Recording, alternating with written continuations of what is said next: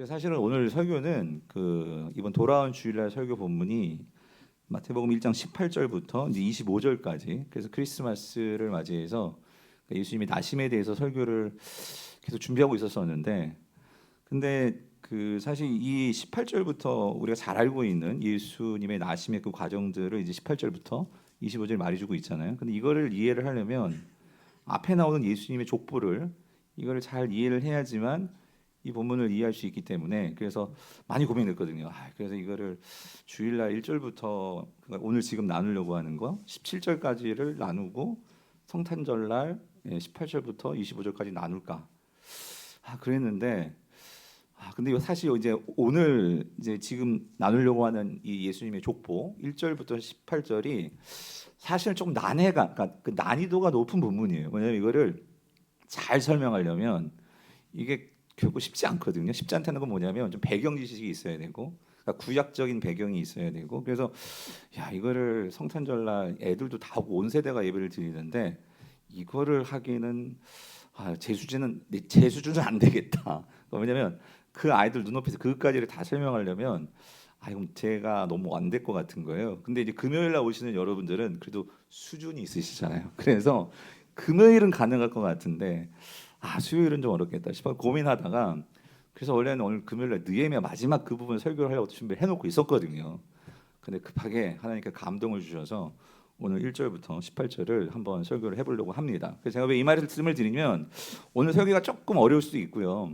근데 어렵다고 해서 뭐 그렇다고 제가 막 어렵게 할 건 아니지만, 여러분들이 평소에 좀 생각해 보지 않았던 부분을 여러분들이 생각을 해야 하는 그런 오늘 조금 그런 과정이 있기 때문에, 여러분 좀 들으시다 졸리면 조시다가 제가 깨워드릴게요. 근데 그때는 꼭 들으셔야 한다. 왜냐하면 이때 놓쳐버리면 여러분 언제 이 예수님 족보 속에 있는 이 비밀을 여러분이 이해할 수 있을까?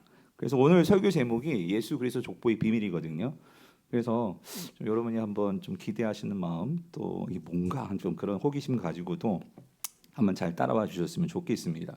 그래서 여러분 이 복음서를 보면 그 예수님의 출생과 관련된 내용은 딱히 구체적으로는 마태하고 누가에만 나오거든요. 마가나 요한은 좀 새로운 차원이고, 마가는 예수님의 출생 이야기는 많이 빼버렸고, 마태하고 누가가 예수님의 출생 이야기를 말해주는데, 그런데 또 마태도 그렇고 누가도 그렇고 다 독특해요. 참 독특한 관점에서 예수님의 이야기를 시작을 하는데, 근데 마태는 어쨌든 그 예수님의 이야기를 시작하는데 바로 시작하는 게 아니라 뭐가 나오죠? 족보가 나온다는 거예요. 족보. 그래서 이 족보를 우리가 그냥 맨 처음에 모르면 무슨 사람 이름이 나오니까 그냥 쓱 지나가기 쉬운데, 근데 사실 이게 풀려야지만 사실 1장 18절부터 나오는 예수님의 나심, 동정녀를 통한 나심이 이게 놀랍고도 이게 얼마나 큰 은혜인지가 이제 체감이 되거든요. 그래서 오늘 그거를 우리가 살펴보려고 하는 거예요. 이 족보 속에 담겨 있는 그 의미들을. 자, 그래서 먼저 1절을 다시 한번 보면은요, 이렇게 되죠. 1절 같이 한번 읽어볼게요. 시작. 아브라함과 다윗의 자손 예수 그리스도의 계보라, 이렇게 되어 있어요. 근데 사실 이게 헬라어 성경을 보면은 앞에 처음에 나오는 게 비블로스, 게네세우스에서, 비블로스는 책이란 소리고요. 이 게네세우스는 소유격이고, 원래 원형은 게네시스. 여러분 게네시스 조금 들어본 것 같지 않아요? 제네시스, 그죠? 혹시 여러분 제네시스 타고 다니시는 분 계세요? 아무튼 선대에서 제일 좋은 차. 근데 원래 이 제네시스는 영어로는 무슨 뜻이죠? 이 창조, 창세기라는 뜻도 있지만, 그러니까 이 게네시스라는 원래 헬라어가요, 이게 기원, 출생, 시작 이런 뜻이에요. 그러니까 이게 그러니까 비블로스 게네세우스 하면 책은 책인데 어떤 책이냐? 그러니까 사실은 족보라기보다는요, 기원에 관한 책이다. 물론 족보가 기원일 수도 있고 하지만, 근데 이게 다음 이제 성탄절이 아닌 주일날 살펴볼 1장 18절에도 1장 18절 여러분 성경 보시면 거기에는 예수 그리스도의 나심이라고 번역을 했어요. 나심, 출생 이렇게 번역했지만, 나심이란 단어 자체가 이 게네시스거든요. 그래서 단지 이건 출생을 말하는 게 아니라 어떤 기원, 시작 이걸 말해요. 그래서 마태는 의도적으로 여러분 창세기가 뭐예요? 모든 것의 시작을 말해주는 책이잖아요. 그래서 예수님의 출생을 새로운 세계의 시작, 새로운 시대의 창조 이런 차원으로 마태는 그걸 접근하려고 하는 거예요. 그래서 그러니까 여기서 이 비블리오스 게네세우스 이거는 그러니까 단지 족보라고 이야기하기보다도 새로운 창조, 새로운 시작의 책 이렇게 이해하는 게 맞겠다 이런 생각이 든단 말이죠. 근데 어떤 창조냐? 하나님께서 새로운 놀라운 창조를 이루신다 그죠. 근데 이 창조가 사실은 예수님의 족보 속에 들어 있는데, 자, 그럼 어떤 창조냐? 그래서 특별히 예수님의 출생과 관련해서 두 사람을 먼저 끌고 들어옵니다. 그 두 사람이 누구냐면 두 사람이 누구죠? 아브라함과 다윗이에요. 그러니까 예수님의 어떤 예를 들어서 출생부터 시작해서 그러니까 예수님이 나오시기까지 육신의 몸을 입고 나오시기까지 그 앞서 여러 이제 선대가 있을 거 아니에요. 근데 많은 선대가 있는데 그 중에서 누구를 끌고 왔어요? 아브라함과 다윗. 근데 여러분 이게 또 재밌는 게요.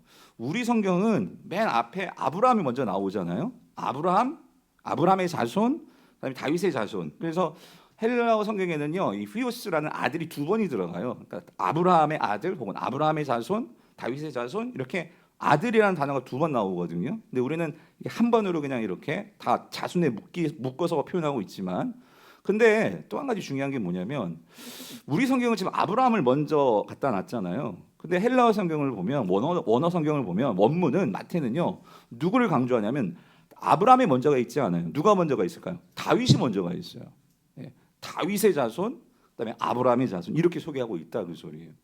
이게 우리가 그냥 쓱 지나갈 수도 있겠지만, 근데 우리가 마태복음을 우리가 이제 좀 관심을 갖고 읽어보면 이게 다윗의 자손이라는 게 너무너무 중요한 거예요. 그러니까 이 마태는요 여러 복음서들이 있지만 마태가 특별히 강조하는 마태의 초점은 뭐가 있냐면요 예수님을 어떻게 소개하고 싶은 것일까요? 다윗의 자손으로서의 왕으로서 소개하고 싶은 거예요. 그러니까 다윗의 자손이라는 것은 그러니까 예수님이 이 땅에 오신 것은 왕으로 오셨다는 거죠. 그러니까 그 하나님께서 이 땅에 보내시는 구약에 말했던 그 진정한 다윗의 왕권을 가지고 이 땅에 오시는 왕, 그 왕으로서 예수님을 소개하고 싶은 거예요. 그래서 마태는 거기에 초점을 맞춰서 우리 성경은 그거를 살지 못한 거예요. 아브라함, 그러니까 시대적으로 아브라함이 먼저 있지만 그런데 원어 성경에는 누가 앞에 있다? 다윗이 있다 그 소리예요. 자, 근데 다윗과 아브라함에 있어서 중요한 거는요. 또 뭐가 중요한? 이 언약이라는 게 중요하죠. 그래서 언약의 관점에서 지금 이 마태도 지금 예수님을 아브라함과 다윗과 지금 연결을 짓는데, 그럼 아브라함을 생각해 보면 아브라함과 예수님은 어떤 관련성이 있을까 놓고 생각해 보면 여러분 아브라함의 언약이 있죠. 중요한 언약이 있죠. 그게 뭐냐면 창세기 12장 1절에서 3절. 그래서 우리 같이 한번 읽어볼게요. 시작. 여호와께서 아브라함에게 이르시되 너는 너의 고향과 친척과 아버지의 집을 떠나 내가 내게 보여줄 땅으로 가라. 내가 너로 큰 민족을 이루고 내게 복을 주어 내 이름을 창대하게 하리니 너는 복이 될지라. 너를 축복하는 자에게는 내가 복을 내리고 너를 저주하는 자에게는 내가 저주하리니 여기 땅의 모든 족속이 너로 말미암아 뭘 받아요? 그러니까 이게 지금 아브라함의 언약의 가장 중요한 포인트죠. 그러니까 땅의 모든 족속이에요. 근데 그 모든 족속이 아브라함 너를 통해서 뭘 받는다? 복을 얻는다 그 소리예요. 근데 이게 어떻게 성취가 되냐 그 소리예요. 약속은 반드시 뭐가 있어야 돼? 성취가 있어야 되잖아요. 근데 아브라함을 통해서 어떻게 이 약속이 성취되냐 그 소리예요. 근데 우리는 알죠. 결국 이 약속이 누구를 통해서 성취가 되는 거예요? 결국 예수 그리스도를 통해서 성취되는 거죠. 아멘이십니까? 그래서 여기 이 복을 얻는다. 이 복을 얻는다는 것은 이 복이 뭘까요? 단지 물질적인 번영을 말하는 게 아니죠. 성경이 말하는 복의 가장 큰 핵심은 복이 뭐예요? 성경이 말하는 복의 가장 중요한 그 복의 본질은 뭐죠? 하나님과의 관계가 회복이 되는 거예요. 그러니까 다시 말하면 하나님과의 관계가 회복이 되려면 어떤 문제가 해결돼야 돼? 죄 문제가 해결돼야 되죠. 그래서 예수 그리스도를 통한 죄 사함과 구원의 복을 말하는 거죠. 그 복을 얻게 되는데 그러니까 이 복을 얻기 위해서 결국 아브라함의 후손으로 그 메시아가 온다 그 소리죠. 그 그리스도가 온다 그 소리죠. 그래서 지금 이 12장 3절이 결국 어디로 연결되냐면 이제 예수님의 족보와 연결되고 그 족보 속에 이제 아브라함이 있게 된다 그 소리죠. 자, 근데 자 여기서요. 근데 또 한 가지 여기서 땅의 모든 족속이라고 했잖아요. 그죠? 근데 지금 유대인들은요, 이스라엘 사람들은요, 그러니까 자기들만 구원받는다고 생각했어요. 왜? 아브라함은 누구의 자손? 혈통적으로 이스라엘의 자손이잖아요. 그죠? 아브라함은 유대인이니까. 그러니까 이스라엘 사람이니까. 근데 하나님은 어떤 그림을 갖고 있냐면, 자, 유대인만이에요? 이스라엘 사람만의 구원이에요? 아니죠. 누구래요? 땅의 모든 족속이라는 거예요. 그러니까 여기는 아브라함, 그러니까 이스라엘뿐만, 그러니까 이스라엘, 유대인뿐만 아니라 누구도 포함돼야 돼. 이방인까지. 그죠? 이방인까지 구원을 받아야 된다 그 소리죠.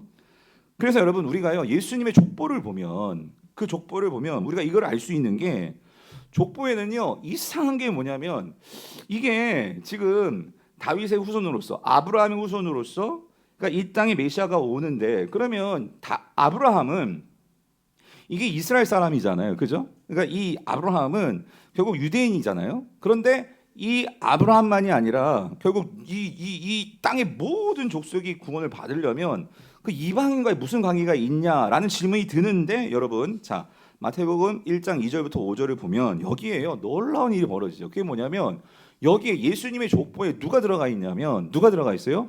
이방 여인들이 들어가 있더라 그 소리예요. 이것도 놀랍죠. 족보엔 여자 이름이 들어가는 게 아니거든요. 이 고대 족보에는 여자 이름을 넣지 않아요. 근데 예수님의 이름에는 여자들의 이름이 들어가 있는데 그것도 누구 유대인이 아니라 이스라엘 사람이 아니라 누구? 이방인들. 첫 번째가 누구냐면 자 보세요. 자 3절에 보면 유다는 누구에게서? 다말에게서요. 다말에게서. 이 다말도 이 이방인입니다. 그리고 또 한 가지. 그리고 거기 5절을 보면 살몬은 라합에게서 그러는데 이 라합도 누구예요? 이방인, 가나안 사람이란 말이에요. 그리고 룻, 여러분 잘 아시는 룻이 여러분 유대인이에요? 이스라엘 사람이에요? 누구예요? 이 모압 여인이란 말이에요. 그죠? 특별히 모압 여인은요 이스라엘 회중에 들어오지 못한다고 신명기가 그러니까 율법이 못 박아놓은 사람이에요. 예, 모압 사람들 하나님 회중에 들어오지 못해라고 하나님께서 못 박아놨다고요. 근데 그 모압 여인이 어디 들어왔어? 이스라엘 사람으로 들어왔고 그리고 그 이스라엘 안에서 룻은 결혼을 통해서 누굴 낳게 되는 거예요. 다윗을 낳게 되고, 그죠? 그리고 예수님까지 그 족보가 이어지는. 그러니까 이 놀라운 이 역사. 근데 한 가지 또 놀라운 게 뭐냐면 여러분 이 여인들이 뭐 룻은 좀 그렇다고 쳐요. 뭐 모압 사람이지만 그의 성품이나 그 어머니 나오미를 섬기고 하는 것을 보면 참 갸륵하죠. 참 귀하죠. 근데 여러분 다말은 어떤 여인입니까? 이게 유다와 다말에게서 베레스와 셀을 낳았다고 했는데 아마 성경을 안 읽은 사람들은 이게 무슨 말일까 할 거예요. 여러분 진짜 이거는요 솔직히 말로 담기가 조금 민망할 정도로 왜일까요? 이게 그러니까 며느리하고 시아버지 맞죠? 시아버지하고 관계를 맺어가지고 지금 애들이 나온 거예요. 그러니까 이게 근친상간이고 거기다가 시아버지하고 며느리가 한다? 애를 낳는다? 이게 지금 우리 윤리는 상상이 되겠습니까? 물론 고대에는 계대교라는 것도 있고 여러 가지 그런 그 당시의 문화가 있지만 어찌됐든 다말은 그런 여인이고 라합은 누구예요? 라합은 말이 기생이지. 그러니까 우리나라 말로 순화해서 번역해서 이게 기생이지 창녀입니다. 그러니까 여리고에서 몸 파는 여자였단 말이에요. 근데 이런 과거가 있는 여인들이 어디에 들어와 있어? 예수님의 뭐에 들어와 있어? 족보에 들어와 있다 그러죠. 만약에 여러분 족보에 이런 여인이 있다면 그거 감추고 싶겠어요? 드러내고 싶겠어요? 예? 여러분. 그러니까 솔직히 이런 거는 그냥 빼버리고 싶지 않겠어요? 근데 사실 예수님의 족보에는요 빠진 사람들이 많아요. 예수님의 족보에 모든 그 사람들이 다 들어있는 게 아니라 지금 예수님의 족보는 편집된 족보거든요. 근데 그러면 이런 것들은 뺐으면 좋겠는데 빠지지 않고 이걸 오히려 의도적으로 넣었다 그 소리죠. 왜 그랬을까? 왜 넣어 놓은 것일까? 첫 번째는 말씀드렸죠. 아브라함 언약이 뭐예요? 땅에 누가 모든 족속이 너로 인하여 구원을 받으리라. 그러니까 이 여인들이 아브라함의 후손에 이제 며느리로 들어가고 이때 결혼을 하게 되고 하여튼 이 이스라엘 공동체에 들어오면서 이 여인들은 결국은 예수님을 나오게 하는 이 구속사에 너무나 중요한 역할을 한 여인들이 누구예요? 이 다말과 라합과 룻이라는 거죠. 특별히 이 여인들은 예수님이 나오기 위해서 누구의 혈통을 준비했냐면 다윗이 나올 수 있게끔. 다윗이 나올 수 있게끔 그 구속사의 역할을 했다 그 소리예요. 그러니까 유다와 다말의 관계를 놓고 보고 만약 그 상황에서 다말을 우리가 평가한다면 어떻게 그럴 수 있니? 어떻게 며느리가 시아버지하고 그럴 수 있니? 그러니까 얼마나 자기가 자신을 생각해도 좀 수치스럽고, 예? 그렇지 않겠어요? 그런데 그 일이 그러한 인생에서 욕먹고 비윤리적이다 어쩌다 무슨 말이 나올 수도 있겠지만, 그런데 그 일이 있었기 때문에 결국 누가 나온 거예요? 다윗이 나왔다, 그 소리예요. 다윗이. 사랑하는 성도님들, 오늘 우리가 이런 걸 보면서요, 우리 한 가지 우리에게 적용한다면 여러분 이거예요. 지금 당장은요, 그러니까 내 상황이 너무나 수치스럽고 너무나 창피하고 너무나 도망치고 싶고 억울하고 그럴 수 있어요. 근데 여러분, 그것이 하나님 손에 들려오면 하나님 안에서 여러분들이 그것들을 잘 견뎌내고 그것들을 잘 여러분들이 소화낼 수 있다면, 믿음으로 그것들을 받아들일 수만 있다면, 여러분, 하나님은요, 이런 수치스럽고 내가 직업이 창녀라고 생각해 보세요. 이 어디 가서 내가 지금 돈벌이를 창녀합니다, 여러분 말할 수 있겠습니까? 그런데도 그러한 그 사람들을 통해서도 하나님은 뭘 이루세요? 구원을 이루신다. 여러분 아멘이십니까? 그러니 여러분, 못 회복시킬 사람이 누가 있겠습니까? 하나님 안에서. 아멘이십니까? 무너진 사람들 중에서 주님께서 못 세우실 자가 누가 있겠냐, 그 소리죠. 예. 그게 예수님의 족보에 담겨 있는, 그게 비밀이고 이것이 구원이다, 그 소리예요. 여러분, 우리도 마찬가지예요. 여러분, 제가 뭐가 잘났다고 목사라고 여기서 강단에서 이렇게 말씀을 전할 수 있겠습니까? 저도 죄인이고요, 죄 많고요. 근데 주님께서 뭐예요? 나를 불러 세워 주셨고 나를 세워 주셨으니까 이 자리에서 이 밤에 여러분들과 말씀을 나눌 수 있는 거죠. 아멘이십니까?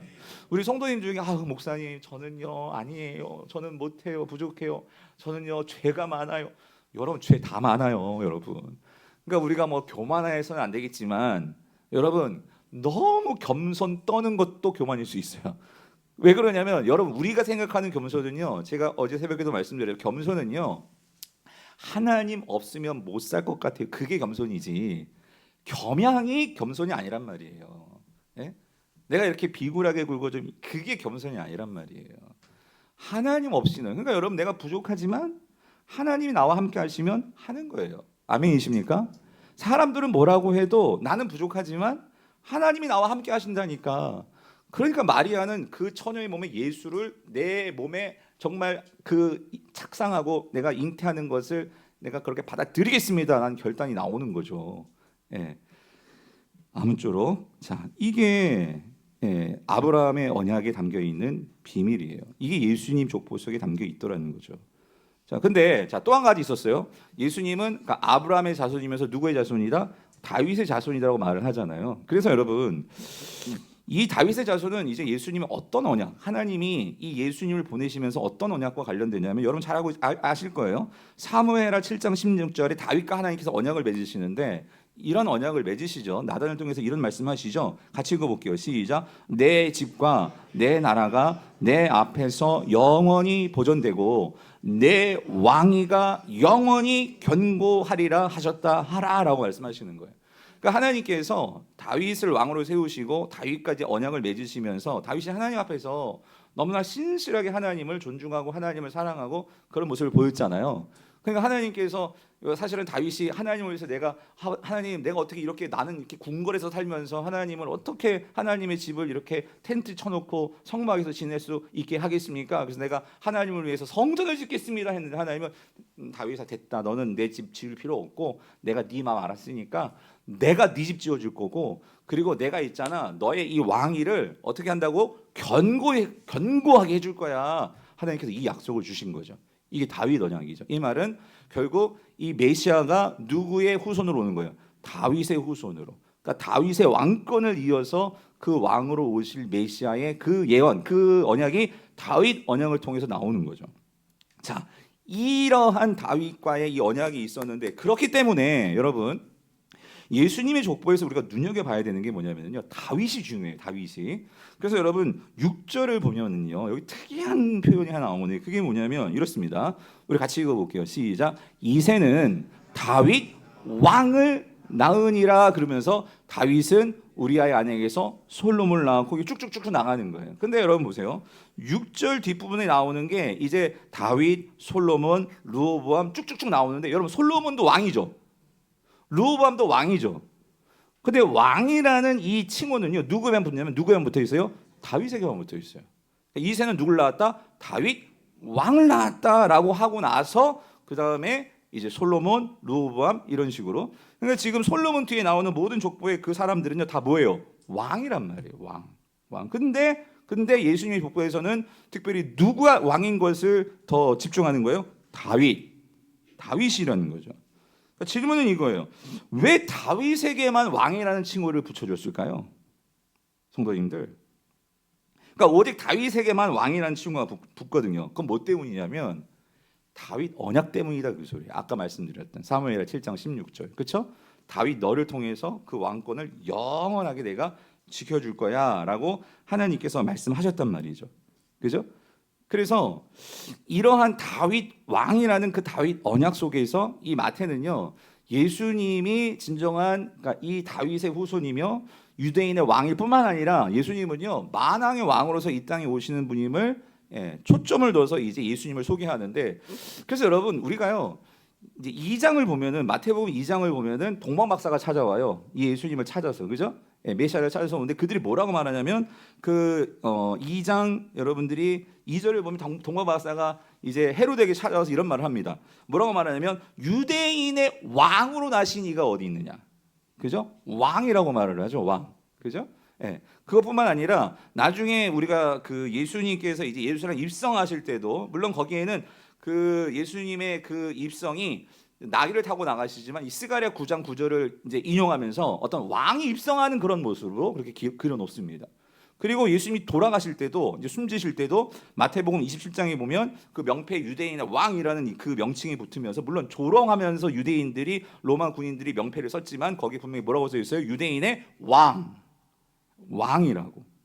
그 왕을 강조한단 말이에요. 자, 근데 한 가지 놀라운 게 재미있는 게 여러분 17절을 읽어볼게요. 17절 같이 읽어보겠습니다. 시작. 그런즉 모든 대수가 아브라함으로부터 다윗까지 14대요. 다윗부터 바벨론으로 사로잡혀 갈 때까지가 14대요. 바벨론으로 사로잡혀간 후부터 그리스도까지가 14대더라요. 자, 그래서 마태가요. 아브라함부터 시작해가지고 예수님이 나오기까지, 그러니까 아브라함부터 시작해서 예수 그리스도가 목표예요. 목표 지점. 요거를 이스라엘 역사를 세 부분으로 이렇게 나누었어요.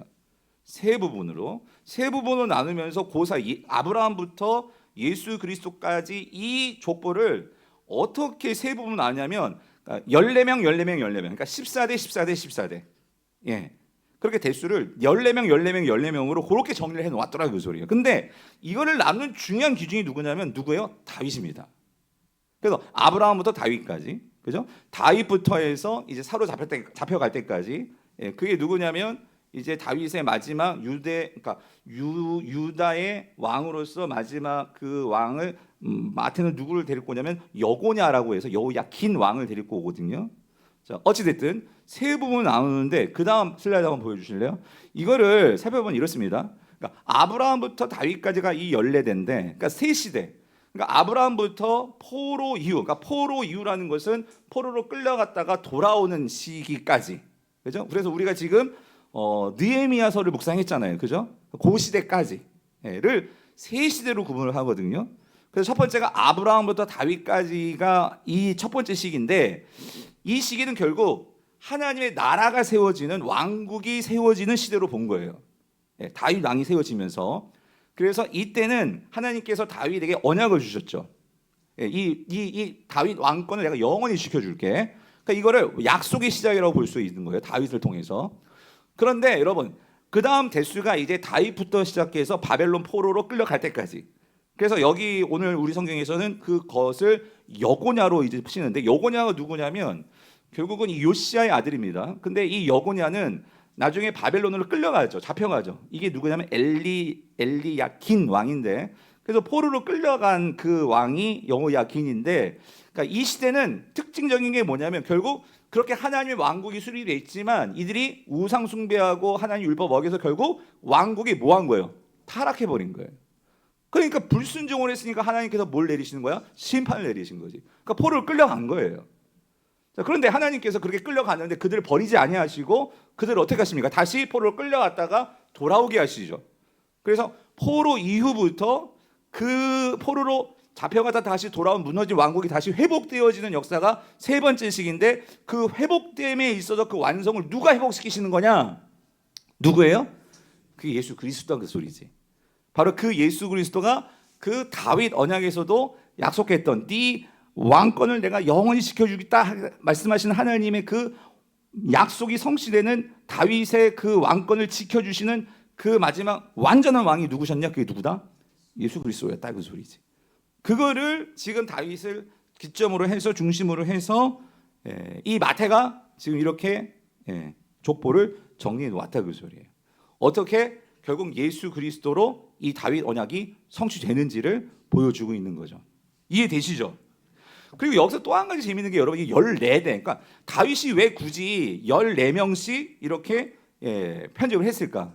이 14대라는 게 어떤 의미냐는 건 이거예요. 그럼 예를 들어서, 자, 그 다음 슬라이드 보여주시면은요, 그거 전에 있지 않아요? 그거예요? 예. 오늘 본문 여러분 성경에 보시면은요, 그 마태복음 1장 8절을 보면은요, 여러분 이렇습니다. 한번 읽어볼게요. 시작. 아사는 여호수아스를 낳고, 여호사밧은 요람을 낳고, 요람은 우시아를 낳고 그랬잖아요. 그죠? 예. 그랬는데 여러분, 지금 이 이스라엘의 왕, 남유다의 여기 왕들의 이름이 나왔거든요. 근데 사실은 잘 보시면은요, 요람과 우시아 사이에는 빠진 왕들이 있거든요. 빠진 왕들이 있다. 누가 빠졌냐면 여기에요. 요람 다음에는요, 그냥 듣기만 해보세요. 아하시아고요. 아하시아 다음에는 요아스고요. 요아스 다음에는 아마샤예요. 그래서 여기 지금 그 세 왕이 빠졌어요. 세 왕이 빠졌어요. 그리고 11절을 보면은요, 여러분 성경책 보면 거기 바벨론으로 사로잡혀 갈 때에 요시야는 여고냐와 그의 형제들을 낳으니라 그랬잖아요. 근데 사실 요시야 왕 다음에 왕이 누구냐면 여호아하스예요. 그리고 나서 그 다음 왕이 여호야김이에요. 여호야김. 그리고 그 다음이 지금 오늘 성경에 나온 여고냐, 다른 말로 말하면 여호야킹이에요. 그리고 그 다음이 시드기야예요. 그러니까 정리하면 무슨 말이냐면 요시야와 여고냐 사이에도 왕이 3명이 빠진 거예요. 그러니까 예수님 족보에는요, 그러니까 솔로몬 이후에 르호보암부터 시작을 해가지고 르호보암부터 시드기야까지가 그러니까 남유다의 왕들이거든요. 6명의 왕의 이름이 빠진 거예요. 왜 빠졌을까? 왜 빠졌을까요? 그게 뭐냐면, 이게 지금 마태가 어떤 의도가 있는 거예요. 의도가 있다. 근데 그 의도가 뭐냐면, 그 그러니까 이스라엘의 역사 속에서 예수님의 족보를 소개하기 위해서 몇 대로 정리했다고요? 14대. 그죠? 그랬을 때, 그러니까 14대를 맞춘 거예요. 그럼 왜 14대일까? 여러분, 이게 중요한데, 왜 14대냐면, 여러분 이렇습니다. 히브리 알파벳은요, 그러니까 우리나라마다 기역, 니은, 디귿, 리을이가요, 다 숫자가 있어요. 예를 들어서 기역은 1이고 니은은 2고 이렇게 숫자가 매겨져 있어요. 그런데 히브리 숫자에서요, 이 다윗이람이 있잖아요. 다윗이라는 이름이 처음에 이 다윗이 달렛이라는 D로 시작하니까 달렛이 숫자로 따지면 4예요. 그다음에 윗 할 때 이 와브가 숫자로 말하면 6이에요. 그리고 다비드, 원래 다비드, 그죠? 다비드에서 드로 끝나잖아요. 그래서 그다음 마지막도 그 히브리어 알파벳이 달렛이거든요. 그럼 4예요. 그럼 더 읽어보세요. 4 더하기 6 더하기 4 하면 얼마예요? 이게 14다, 그 소리예요. 그러니까 14대 할 때 14는 지금 뭘 염두에 두고, 그러니까 유대인들은 다 알고 있는 거예요. 뭐냐면, 그러니까 아까도 말씀드렸죠. 이 마태는 지금 누구의 포커스를 맞추고 있어요? 다윗 왕. 왜냐하면 다윗 왕은 뭘 갖고 있어요? 다윗 언약을 갖고 있거든. 그죠? 그리고 그 다윗 언약의 성취로서 오시는 분이 누구세요? 예수 그리스도시거든. 그러니까 다윗을 강조하는 거. 지금 14대로 잘랐다는 것은 그만큼 다윗을 강조하고 있는 건데, 이것은 뭐냐면요, 그만큼 왕. 그러니까 이 땅에 오실 왕이 누구냐, 이거에 대해서 진정한 왕이 누구냐, 이 문제를 지금 마태는 집중하고 있다, 그 소리예요. 아시겠죠? 그랬을 때 진정한 다윗으로, 그러니까 하나님께서 다윗 언약의 완성으로 오시는 분이 누구다? 다윗의 자손 누구? 예수 그리스도. 그래서 여러분이 복음서를 보다가요, 여러분이 소경 바디메오도 그렇고 그 사람들이 이렇게 외치죠. 다윗의 자손 누구요? 예수요. 그러니까 왜 다윗의 자손을 그렇게 강조하냐, 그 소리예요. 그것은 다윗의 자손이 곧 누구예요? 그 다윗 언약을 성취하는 메시아로 오시는 분이 바로 예수님이시기 때문에 그 예수님을 믿고 다윗의 자손을 내셨다 그 소리죠. 그들은. 아멘이십니까? 자, 근데 이제 진짜 중요해요. 이제 잠 깨세요. 혹시 졸리신 분 계세요? 이제부터가 중요해요, 여러분. 예. 자, 뭐냐? 그럼 제가 이렇게 여쭤볼게요. 여기 이제 진짜 중요한 난제가 나옵니다. 여러분, 예수님이 다윗의 자손 맞아요? 예? 갑자기 웬 생뚱맞은 질문이 아니라 그러실 거예요. 우리는 맨날 예수님 보고 예수님은 다윗의 자손이에요. 그러니까 그렇게 얘기하니까 아는데 여러분 예수님이 다윗의 자손 맞아요? 아니에요? 아니라고 하신 분 누구예요? 아니 상주계 왜 아니에요?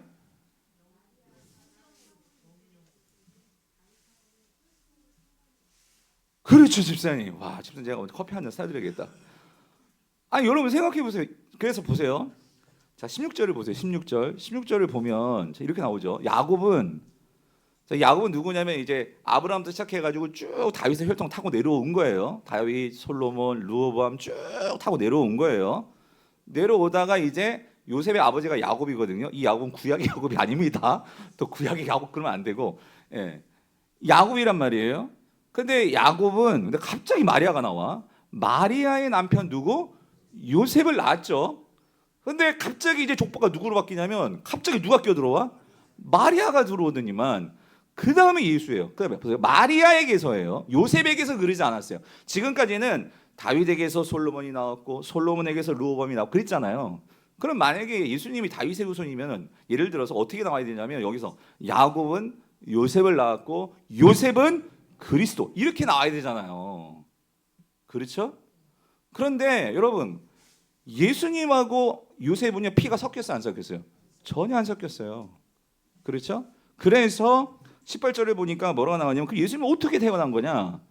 이게 창조다 그 소리. 이게 창조. 하나님의 새로운 창조. 뭐냐면 예수 그리스도의 나심은 이러하니라. 그의 어머니 마리아가 요셉과 약혼했는데 동거 아직 완전하게 결혼해서 같이 잠잔 게 아니에요. 성관계를 한 게 아니에요. 그런데 마리아가 뭐 했어? 임신한 거예요. 이거 어떻게 임신한 거냔 말이에요. 근데 그게 뭐예요? 누가 하신 거예요? 성령께서 창조하신 거지 이거는. 그렇죠? 성령께서 새롭게 하신 거죠 마리아의 몸을. 그러니까 성령으로 임신한 거죠. 그렇게 되었다 그 소리예요. 그러니까 분명히 예수님은 마리아의 몸을 통해서 태어났으니까 인간이 맞아요. 맞죠? 그죠? 그리고 엄마의 피를 받았겠죠. 그렇죠? 요셉하고는 섞였어 안 섞였어? 안 섞였어요. 근데 다윗의 자손이에요? 아니에요? 맞아요? 근데 성경은 다윗의 자손이라고 하잖아요. 그럼 어떻게 이해하세요 지금까지? 에? 아니 육체는 마리아의 몸이지. 그냥 믿었어요? 그래서 여러분 이게 우리가 참 그래 성경을요. 제가 그래가지고 우리 교육자들한테도 묻고 얼마 전에 신대원 입학한 우리 현준 형한테도 묻고. 근데 여러분 사실 우리가 성경이요 이런 부분들을 좀 여러분이 질문할 수 있어야 돼요. 사실은 정확하게. 그죠? 그래서 여러분 이건 그렇게 어려운 문제는 아니에요. 일단 정답부터 말씀드릴게요. 여러분 유대 배경에서 이 고대 사회에서요. 일단 결국은 요셉은 나중에 이 마리아와 결혼을 하잖아요. 그리고 예수님을 어떻게 해요? 아들로 받아들이죠. 그래서 여러분 예수님은요 요셉에게 입양된 거예요. 사실 법적으로. 그래서 이 고대 사회에서는 이름을 아버지가 지어주면은 그 아들은 내 아들이 됩니다. 예. 그래서 예수님은요 법적으로 요셉의 아들이 되는 거예요. 이해되시죠? 예? 자, 그래도 뭐가 찜찜하지 않아요, 여러분?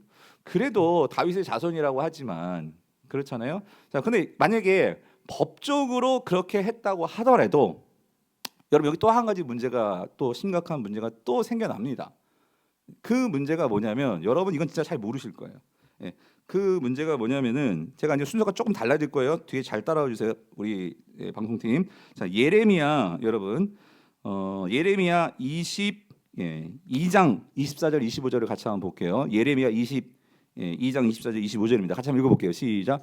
여호와의 말씀이니라 나의 삶으로 맹세하노니 유다 왕 여호야킴의 아들 고니야가 나의 오른손에 인장 반지라 할지라도 내가 빼어 내 생명을 찾는 자의 손과 내가 두려워하는 자의 손, 곧 바벨론의 왕 느부갓네살의 손과 갈대아인의 손에 줄 것이라라고 예레미야가 지금 예언을 하는데, 여기서 고니야가 누구냐면 이게요, 고니야는 여고냐라고도 불리기도 하고요.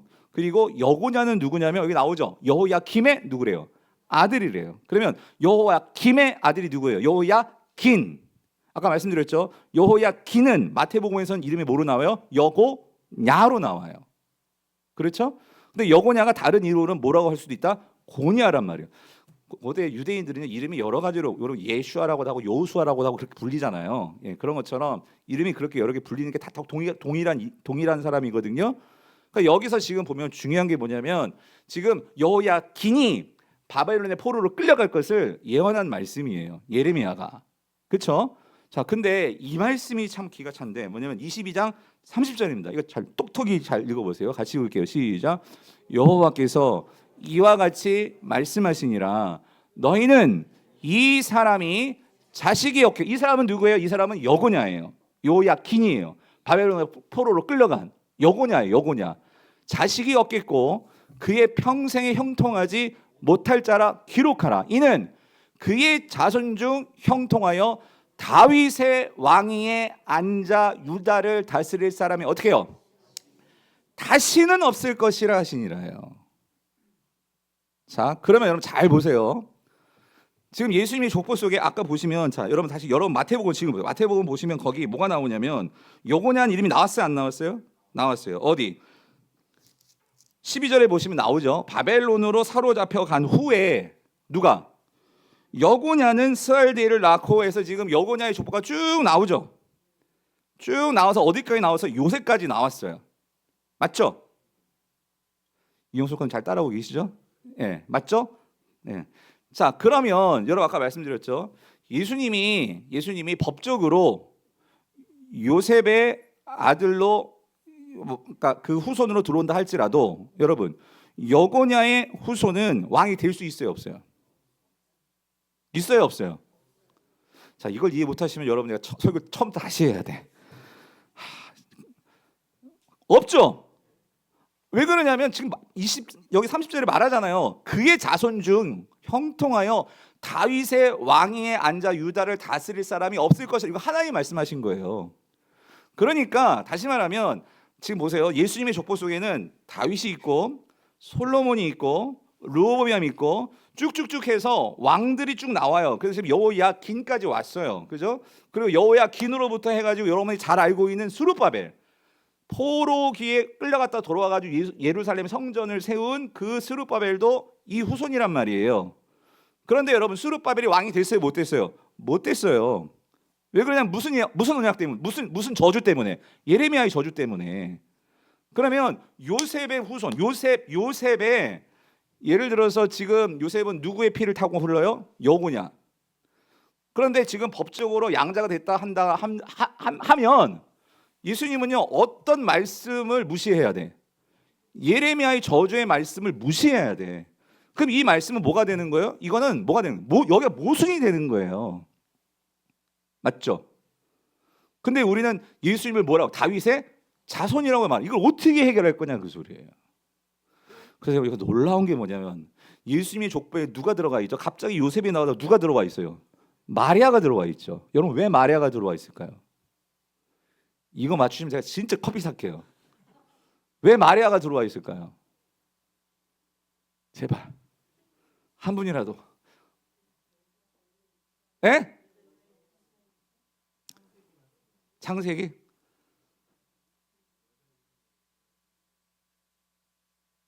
근데 여자의 후손인데 그 마리아는 누구의 후손인데?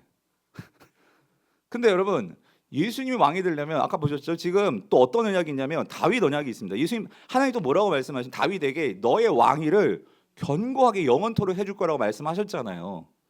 그렇죠? 그러면 그 말씀도 성취돼야 되고 이 말씀도 성취돼야 돼. 이거 어떻게 해결하냐고. 없어요? 그래서 여러분 성경에는 족보가 또 있어요. 하나가 또 있어요. 예수님 족보가 나온 데가 또 하나가 있어요. 그 어디 나와요? 누가복음에 나오는 거예요. 여러분, 누가복음에 나오는 3장에 나오는 마리아의 족보가 있습니다. 여러분, 누가복음에 나오는 자, 그래서 여러분, 자, 여기 잘 보세요.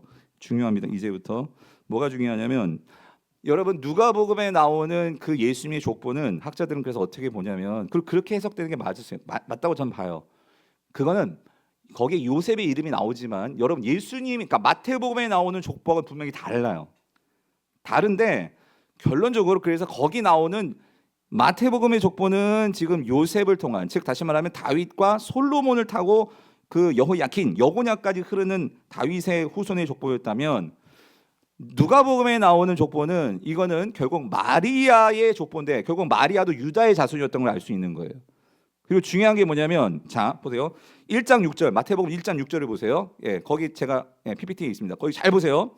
마태복음에서는 이렇게 나와요. 이새는 다윗 왕을 낳으니라. 다윗은 우리아의 아내에서 누굴 낳았어요? 솔로몬을 낳았죠. 다윗의 아들이 누가 왕이 되죠? 솔로몬이 왕이 되었죠. 그렇죠? 그런데 자 누가복음에는요. 자 보세요. 마태복음은요. 이게 위에서부터 아래로 나오는 하향식 족보예요. 예, 위에서부터 선대로부터 쭉 후대로 내려가요. 근데 마태는요. 이게 거꾸로야. 후대로부터 선대로 올라갑니다. 그래서 누가복음 3장 31절을 보면요. 다윗의 아들이 누구로 나오냐면 솔로몬이 안 나와요. 여러분 그거 아셨어요? 솔로몬이 안 나오고 누가 나오냐면 자 보세요. 그 위는 멜레아요. 그 위는 맨나요. 그 위는 마따다요. 그 위는 나단이요. 그 위는 누구다? 다윗이다. 이걸 다시 거꾸로 바꾸면 그러니까 다윗이고 다윗은 누굴 낳은 거예요? 나단을 낳은 거예요. 그죠? 여기 아무리 봐도 여러분 우리 흔히 알고 다윗의 아들 누구만 생각해? 솔로몬만 생각하잖아요. 그런데 누가복음 족보에는 누가 나오냐면 솔로몬이 안 나와요. 근데 여러분 생각 다윗의 아들이 솔로몬이 있었겠어요? 아니죠. 다윗의 아들이 솔로몬이 있는 게 아니에요. 그럼 여기 나단이 나오는데 나단은 누구냐 그 소리예요. 솔로몬의 아내인데 솔로몬의 아내가 아니라 다윗이 낳은 그 밧세바가 낳은 그 아내의 아들인데 세 번째 아들인데 여러분 역대상을 보세요. 역대상 자 3절 5절을 보면 자 같이 읽어볼게요. 시작. 예루살렘에서 그가 낳은 아들들은 그러니까 다윗이 낳은 아들들은 이러하니 시므아와 소밥과 나단과 솔로몬과 네 사람은 다 암미엘의 딸 누구? 밧수아가 이게 밧세바입니다. 밧세바의 아들이었다 그 소리예요. 아하 그러니까 지금 누가복음에 나오는 그 족보는 그러니까 솔로몬을 타고 흐르는 게 아니라 분명히 다윗의 아들 맞죠? 누구? 나단을 타고 흐르는 족보더라 그 소리예요.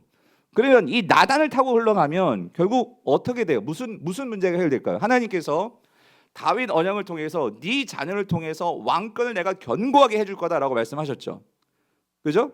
그러니까 결국 오늘 예수 그리스도가 결국 이 하나님의 그 다윗의 언약, 이 다윗의 후손으로서의 왕권을 지키는 그 문제에서 결국 예수님의 몸 피는요 결국 마리아를 통해서 예수님이 나오셨는데 그 예수님은 육신적으로 다윗의 혈통이 예수님이 될 수 있는 것을 가능케 하시는 거죠. 맞죠? 그렇기 때문에 그렇게 본다면 분명히 예수님은 누구의 자손? 다윗의 자손. 맞죠? 그리고 또 한 가지 이거예요. 설사 요셉이 법적으로 이 예수님을 입양을 해서 왕으로 세운다 할지라도 그런데 여기에서 예수님은요 아까 누구의 후손은 왕이 될 수 없다고요? 여고냐의 후손. 그죠? 왜? 예레미야에서 분명히 내가 저주한다고 했잖아요. 그런데 예수님은 지금 마리아의 계보를 타고 흐르기 때문에 법적으로는 그러니까 혈통적으로는 걸리지 않아요. 그러니까 혈통적으로 지금 예레미야 22장 30절에서 말씀하신 그 예레미야 예언은 혈통적인 그 아들 너의 후손이라고 했잖아요. 혈통적인 너의 모든 아들 어떤 누구도 왕이 될 수 없어 했는데 그러면 예수님은요 혈통 그 여고냐의 후손이 아니라 법적으로 요셉 그러니까 법적으로 그 다윗의 그 왕권에 이 후손으로서는 문제가 있어 없어? 없다 그 소리예요. 이해되십니까? 그래서 여러분 제가 오늘 이 문제를 왜 갖고 왔냐면은 여러분 저는요 이런 말씀을 대할 때마다 예수님의 오심에 있어서요 오늘 우리에게요 이 하나님께서 구약에서 그 예언한 모든 말씀들이 결국 예수님을 통해서요 1.1획도 틀림없이 오차 없이 오늘 우리를 구원하기 위해서 인간은요 그 모든 다윗의 언약이 있었지만 인간은 결국 그 하나님의 말씀 어기고 우리는 실수했어요. 넘어졌어요. 범죄했어요. 그래서 우리는요 그걸 다시 회복시킬 수 없어요. 근데 하나님은요 이렇게까지 철저하게 마리아를 통해서 하여튼 이 모든 것들을 수단을 통해서 오늘 저와 여러분을 구원하시고자 하나님은요 어떻게 해요? 다시 회복시키시고 세우시는 일을 결국 누구를 통해서 이루시는 거예요? 예수 그리스도를 통해서 이루시더라는 거예요. 아멘이십니까? 저는요 성경을 볼 때마다 깜짝 놀래요. 이런 하나님의 섭리가 비록 다 모든 것이 막힌 것 같았어요. 예레미야의 예언을 가지고 나오면은요. 그래서 여러분 우리가 느헤미야서 묵상했잖아요. 성벽 세워졌고 성전 세워졌지만 근데 왕이 없는 거예요. 왕이. 그러니까 이스라엘은요. 그렇기 때문에 왕이 없기 때문에 또 다시 그들은 어떻게 해요? 또 다시 그들은 범죄해서 그렇게 포로로 끌려갔던 세월이 정말 완전히 아득한 옛날이 되어버리고 또 다시 이들은요 안식일 범하고 율법 범하고 또 다시 똑같이 옛날같이 돌아가는 거예요. 오늘 저와 여러분의 삶 속에서도요 하나님은요 지금 내 삶은요 항상 우리는요 그래서 이번 주일날 하나님께서 말씀하시는 게 뭐냐면 예수 그리스도를 보내주셔서 우리에게 말씀하시는 바가 뭐냐면 예수님의 이름은 임마누엘이에요. 항상 우리 곁에서 우리와 어떻게 하세요? 함께 하시는 하나님이에요. 하나님은요 눈에 안 보일 때도 항상 이스라엘과 함께 하셨어요. 그런데도 그거를 못 믿으니까 인간들은요 왕 달라고 그랬던 거예요. 그런데 인간 왕 주니까 어떻게 됐어요? 그들이 더 잘 되는 것이 아니라 더 망해버렸어요. 그런데 그렇게 예수 그리스도를 보내주셨고 그 예수 그리스도가 이 땅에 계시다가 이제 하늘로 올라가셨어요. 그리고 이제는 우리에게 성령을 보내주셨고 그리고 예수님께서 말씀하시죠. 내가 세상 끝날까지 너희와 함께 할 것이고 내가 다시 돌아올 거야. 그러니까 우리가 힘들고 어려울 때 때로는 우리 길이 막힌 것 같고 모든 것이 다 무너진 것 같고 그럴 때 실패와 저주처럼 보이는 나의 인생이고 너의 인생이고 우리 인생일지라도 주님은 항상 우리 곁에서 여러분을 구속하시고 여러분에게 구원의 길을 열어주시고 우리를 다시 세워주시기 위해서 항상 함께해 주시는 분이 누구세요? 우리 예수님이시고 성령님이시라는 거예요. 아멘이십니까? 그래서 하나님은요 우리가 예수님의 족보만 보더라도 주님은 다시 우리를 회복시키시고자 이러한 애씀과 그 말씀의 성취를 위해서 하나님의 열심으로 다가오시는 분이시더라는 거죠. 사랑하는 성도님들 말씀을 맺겠습니다. 예수님의 족보는요 단순한 과거의 기록이 아니더라는 거예요. 뭘 보여주세요? 하나님은 신실하시다는 거예요. 하나님은 저와 여러분의 삶 속에서도 지금 어떤 상황이든 꽉 막힌 상황이라 할지라도 저주와 단절로 점쳐진 그런 인생이라 할지라도 하나님은요 반드시 말씀을 믿고 약속 붙들고 나가는 자들에게는요 구원의 길을 만드십니다. 왜 그러냐면 여러분 예수 그리스도의 족보 안에 이제 누가 들어왔냐면요 저와 여러분들이 들어온 거예요. 우리가 하나님의 자녀들이 되었거든요. 그러면 하나님의 자녀된 여러분 오늘 저와 여러분들은요 이 만왕의 왕 되신 예수님의 다스림 안에서 그분의 말씀 가운데 순종과 그분을 신뢰하며 나아갈 때 여러분 우리의 삶이 무너진 것 같더라도 여러분들이 반드시 세워질 줄 믿습니다. 그것이 성도의 삶인 거예요. 그런 삶을 살아내시는 저와 여러분 되시기를 축원합니다. 오늘 말씀